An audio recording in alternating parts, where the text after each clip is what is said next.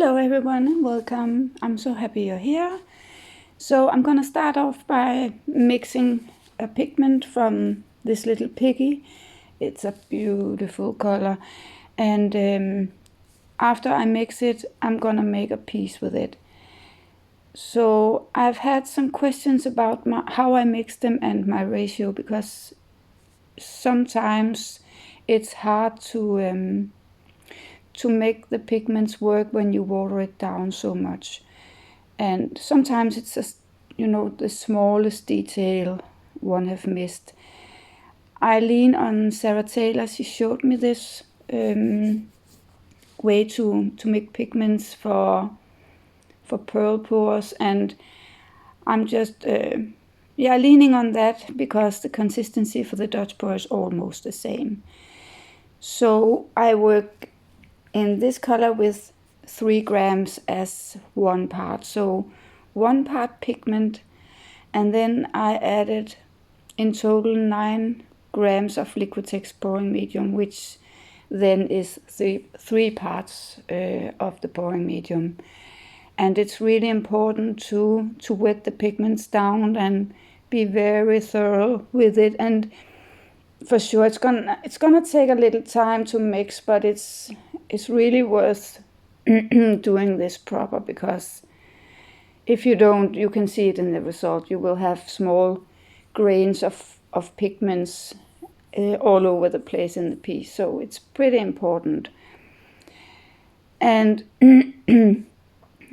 now when I've wetted this down, I need to add some binder, because there's no binder in the pigments as there is in tube paints. So I'm using a mix of Amsterdam heavy gel gloss, and that I mix with water. I keep on, adding a little bit of water until I have this creamy consistency of I don't know what you have in America or other places, but in Denmark we have different sorts of milk from the cow, and there's different consistencies, and it's more thick than water, of course, but not as thick as honey or olive oil. Yeah, maybe olive oil actually. Anyway, I mix the heavy gel gloss with water, and that is what I'm just adding these pigments. Here it is. So that can vary a little bit. Usually I say the amount of Liquitex pouring medium. Here you can see the consistency. So it's not all the way as water, but it's not very thick as well. And that consistency can vary in how much I use. Usually I use the same amount of this mix as I did the Liquitex, but this one I wasn't happy with the consistency when I added the heavy gel gloss. So instead of 3 parts as the Liquitex pouring medium, I added a good 4 parts.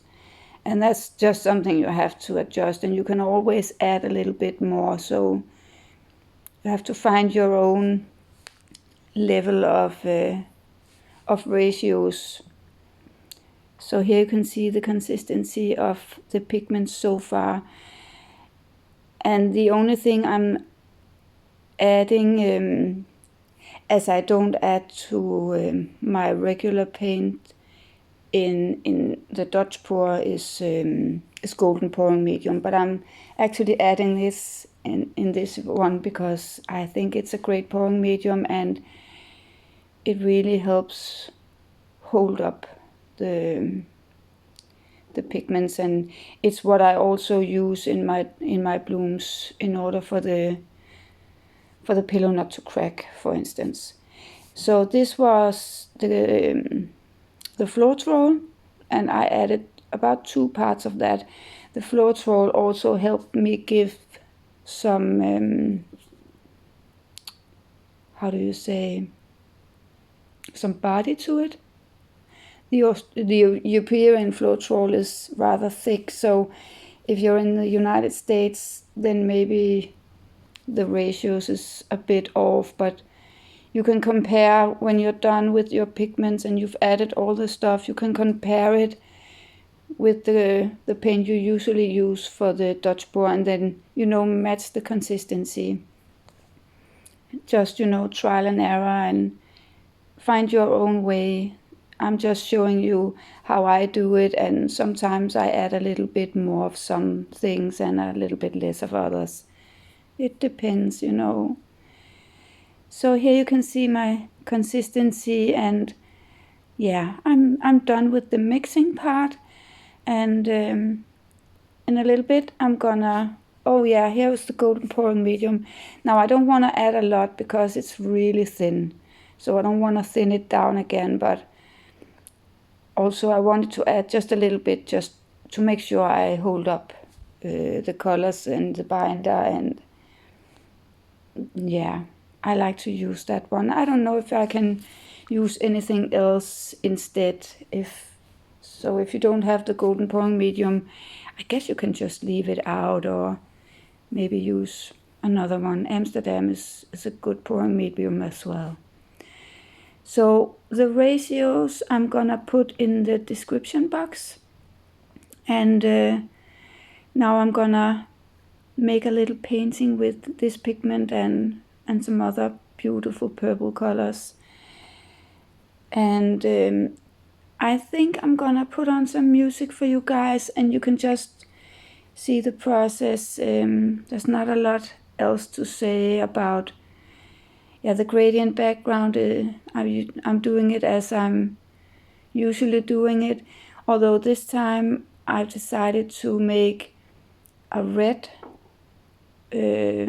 base color background and then pour purple on top, just to see how well would that work. And I can tell you, spoiler alert, my eyes really had to to get used to that. Red and purple combined, it's actually really pretty, but I really needed to, get used to how it looked, because it's really different from the other things I've done. And this is ColourArte Vivid Intense. It's a liquid color. So I mixed that one a bit different. And this one is the Pigments I just showed you. And a little tube paint from Pébéo. And I really love the colors. They're gorgeous. And I like this technique. It's really fun. You should try it. Anyway, thank you for being here. I'm gonna put on some music for you guys, and I hope you enjoy this video. Be back later.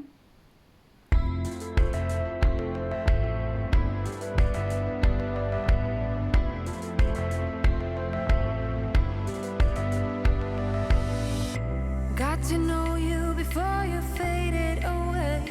I got to know you, got to love you.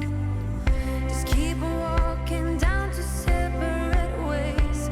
I can show you, escaping your pain now. You break down, you're drained now. Your heart pounds, your lips move, your eyes shine. You lose it all.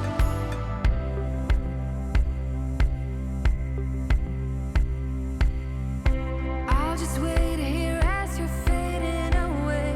I got to know you, got to love you. One thing to say before you're fading away. I really love you. Escaping your pain now. You break down, you're drained now. Your heart pounds, your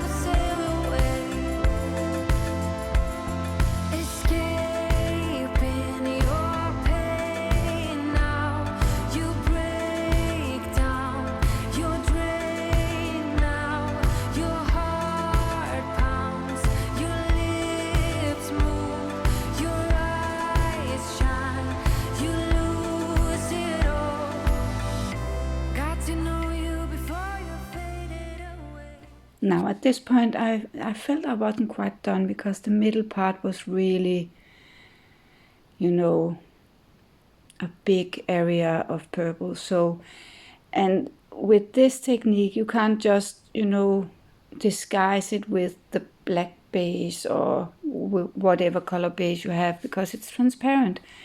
So I scooped up a lot of it with my palette knife and adjusted a bit, and I'm really happy I did because it was way too much. Let me bring you guys in for a close-up of the wet result. So the middle part here, I felt there were way too much purple. So I had to do something about that. I hope it didn't lose the natural flow. It kind of did, didn't it? But maybe it's better with the background when it's dry. This part of the blowing went wrong again. My previous video, my hair got stuck in the blower. This one as well. And yeah, I made them one after the other. This is the second one for the day. And of course I forgot to put my hair up and I got stuck in the blower again. So lesson learned till next time. Hopefully, if I remember not to forget. So what do you think, guys? I'll be back in a little bit with the dried result. Here it is, guys, the dried result. So my eyes really had to get used to these colors. They are, powerful right in your face, but I actually love it. I got a little bit of cells. I don't know if we can see the shimmer in the pigments. Yeah, if I add some light, you can. It's really beautiful. I think it's a fun way to combine two colors that wouldn't work normally. No risk of getting mud, And up here, it almost looks blue. Can you see that? Gold a little bit all through, a little bit of cells. What do you think, guys? I really love it. For sure I'm gonna try and make some other stuff, and I got some new ideas with adding some stencil. Thank you so much for watching, and if you have any questions, leave them in the comment box below and I'll answer them as soon as I see them. Have a great day and stay safe out there till next time.